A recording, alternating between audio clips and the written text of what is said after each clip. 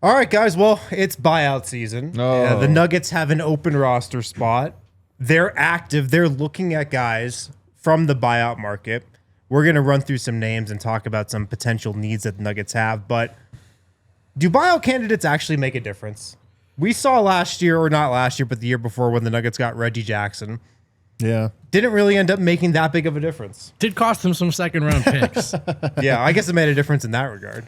I actually am going to zig on you on this one. I think that they could make a difference this year, especially with the injuries that Denver has. They have some real needs, ball handling, backup power forward. Those are real things that I think could make a positive impact on just their ability to stay healthy and maybe even playable in the playoffs in a way that preserves everybody's health. But I think the real thing that's underrated about the buyout is it might actually be more of a lever for next year. Meaning we hope this guy can give us some minutes, but we also know coming back from injury and we get him in and he has a good time here for a couple months, and that lends us to getting him on another deal this summer where he sticks around because he sees the path. And I actually wonder if that's Denver's like primary thought process going into the buyout.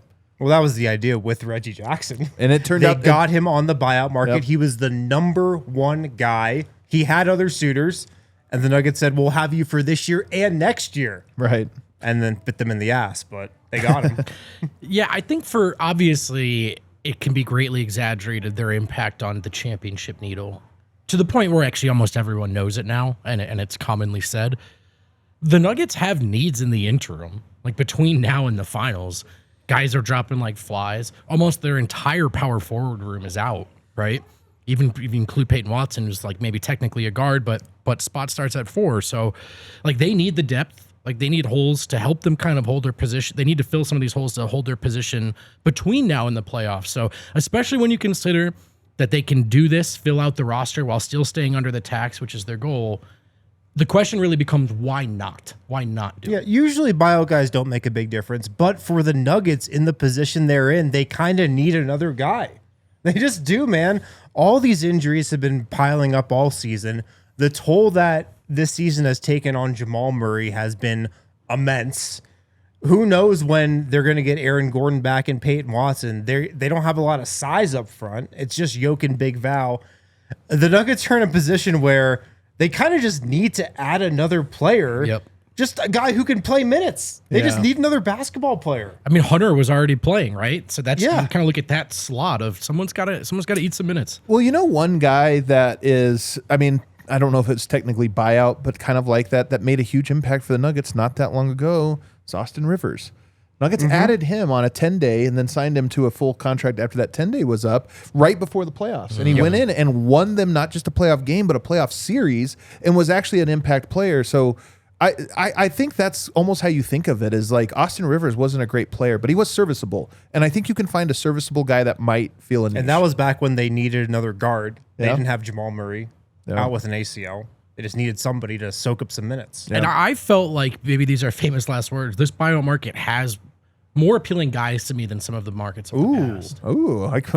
Talk me into Well, him. let's get into All right, it. you know what? I Take it down a notch. should have never said Turn your that. expectations Oh, way down. I can't wait for you to convince me. I mean, I don't know. As opposed to talking yourself into like Spencer Dinwiddie for the 19th Yeah, time. well, Hey, I could probably do that.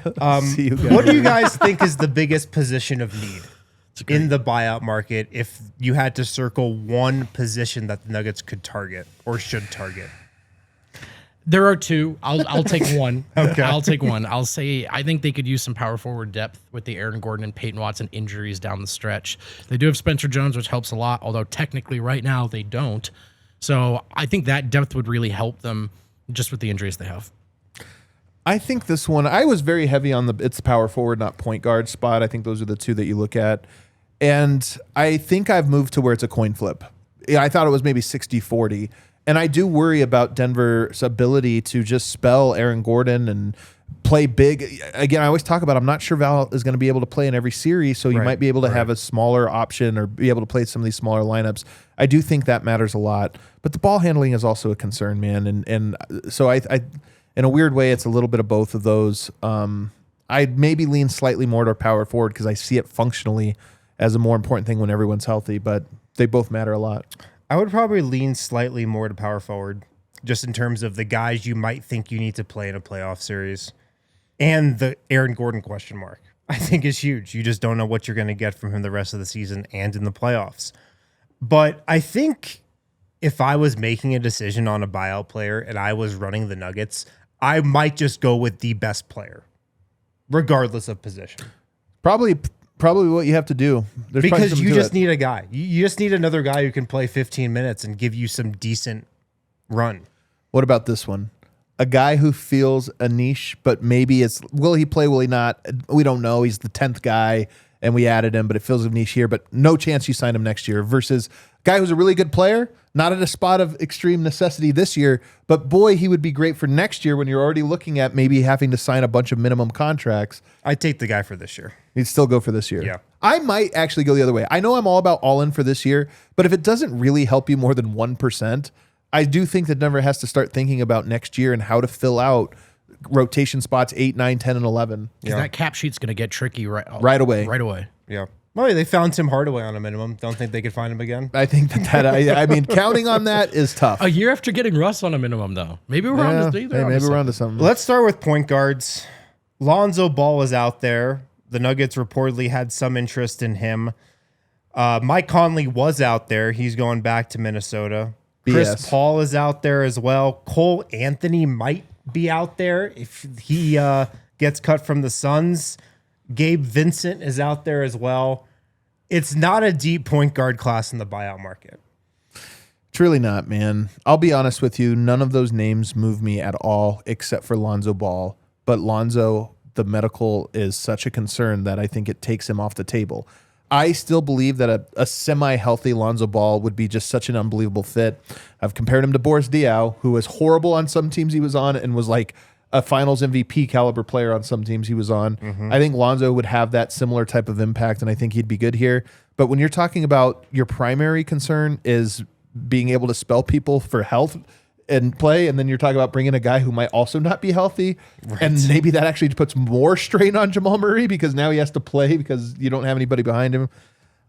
If you're the Nuggets also, you're only going to get one shot to sign a buyout guy too with how close they are to the first or to the luxury tax. If you told me the Nuggets signed Lonzo Ball, I would be excited. Me too. I would be not optimistic that it was going to work out, but I would be excited because if it did, I think it could work out in a major way. I'd be very excited as well because you get another ball handler, a guy who I trust dribbling the ball up the court against some pressure, against some defenses that you might see in the playoffs, a Thunder, a Minnesota, those types of pressure defenses. You get another great passer, a guy who sees the floor, has a high IQ, and maybe the most important thing is he's tall. He has some length at point guard, and he can play some defense too. I agree with your arguments. Of the point guard class, he's the guy I would take a swing on. I would be excited. I'm not going to lie to you. I would be excited for I would be excited the way I get excited in Vegas when like I get to double down. You know what I mean? When you're playing the table and all of a sudden you get aces and you're like, I get to split these. I mean, I'm excited. Yeah. It could be horrible. I could lose twice as much. I'd be excited like I'm doubling down, but I'm already up on the night. Okay. Not if I'm down on the night. Cam Thomas went to Milwaukee. Yeah. Giannis is losing his mind with Kevin Porter and Kyle Kuzma, and they're like, what about Cam Thomas? Yeah, I know. Oh That's my a crazy God. choice. Hey, he attracts. Yeah, that's right. That's what I hear. The type of player he attracts. He attracts. If we're looking at Engagement on Kalshi. we're looking at front court options, Hayward Highsmith, he can kind of play the same No, he's position good, man. I'm as telling Peyton Watson. Dude, Hayward Highsmith is good. This is my guy. He Hasn't is a played at good all this player. season, recovering from a torn meniscus. Apparently, he's good to go. Yeah. The funny thing about that is you don't really know if he's good to go Course until you not. sign him to that contract 100%. and get him in the door, and you're about to start that first practice. That of course the agent thinks he is ready to go. I would be, but I think this is like a kind of ideal buyout candidate in that he's on the buyout market because of this injury. Yep. Maybe you can get Highsmith for this year, and you give him the That- Reggie that- Jackson but player option. This- I was think gonna go there's a with it. world with this and maybe even Lonzo. I think it might work a little different in the Lonzo's Lonzo case. one would be very scary to do that for. Unless you're able to get him on a deal that has like something team friendly, like it's something that you could get off of. I if don't you see had how to. you could commit any money to Lonzo for next season. I'm just saying that if you get guys in the door, even if you don't give them the multi-year deal, it could be a thing where they just see the vision. And Highsmith and Lonzo to me are guys that if they were able to play and play healthy, I could see it being like, you know what? I'm going to pull a Bruce Brown. I'm going to come back to this place because they see what I do and I know where I fit in. And next year that guy's gone, so I move into that spot. and it works. And Highsmith to me would be incredible. I think he's underrated as a player, man. It's just the injury is such a concern. Yeah. I think Highsmith's number one for me. The injuries are a real concern. Some other names, Kyle Anderson, not bought out yet, but could be bought out. Chris Boucher, a guy that the Nuggets had interest in at the trade deadline last year, although he's vanished in Boston. Haven't heard from him all season. Chris Middleton, if he gets bought out, he'd shoot up to the top of everybody's list. Kevin Love. Those are the other names out there. Kevin Love to fill the DeAndre Jordan role of sit there. And Locker room veteran. Yeah. He just had a 16-16 double-double. If not Haywood Highsmith, I would say maybe Kyle Anderson, but I'm less excited about it. I don't know if Nuggets could have the 3 slowest players in the league on their team. Maybe you just do it, you just commit to being slower than everyone else. Highsmith is exciting, man, and I do think more than anything, I would look at that and say, could he pull a rehab year? Because again, you're coming off injury, so wherever you go, your hope is play well enough in the limited time to get a contract, and if not, play well enough to get on next year to get a contract after that. Right. Highsmith to me would be a great option for that. That come in here and contribute a little, but you have to re-up because nobody's going to sign you off what you can put in.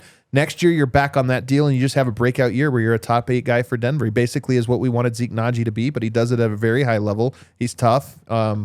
He'd be a good player.